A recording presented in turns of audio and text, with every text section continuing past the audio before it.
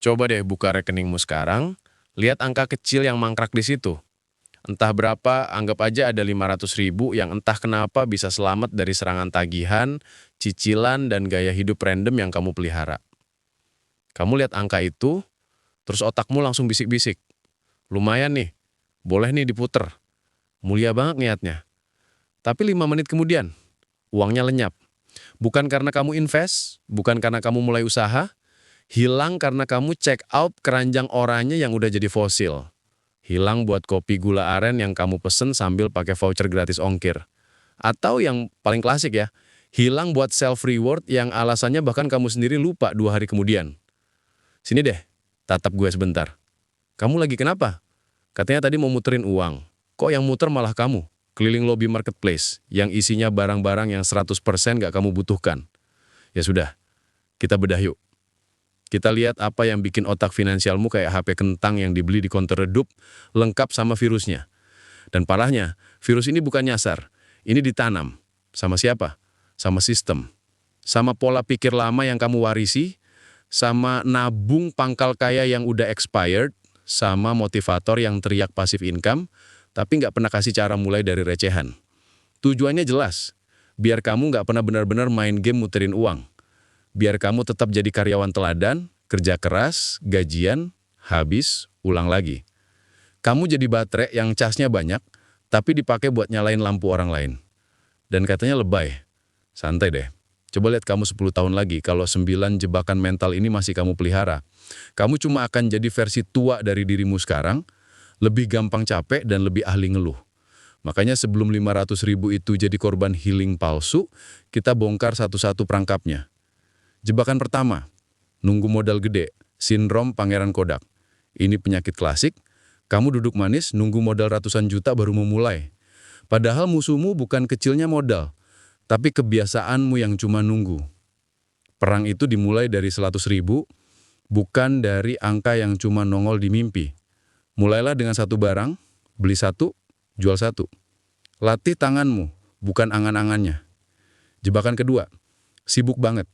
Kamu dibuat lelah biar nggak ngelawan. Kamu rela kerja 8 jam nyari uang, tapi 30 menit ngatur uang sendiri aja males. Sistem sengaja bikin kamu capek biar uangmu cuma lewat, bukan bekerja. Ambil jurus CEO 30 menit. Setiap gajian duduk bentar. Arahkan uangmu. Kamu bukan pesuruh, kamu bosnya. Jebakan ketiga, mengandalkan satu gaji, ilusi zona aman.